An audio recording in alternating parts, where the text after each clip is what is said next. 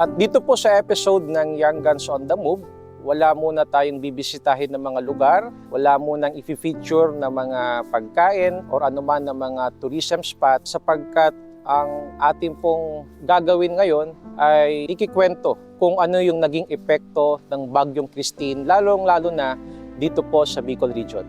People reportedly died in the Bicol region due to the effects of severe tropical storm Christine, according to police. Nagbabala ang Office of Civil Defense sa banta ng baha at pagguho ng lupa sa 18,000 barangay sa iba-ibang bahagi ng bansa. Several Philippine provinces already feeling the effects of Tropical Storm Christine. In the Bicol region, roads in Ginobatan town in Albay are now impassable due to landslides.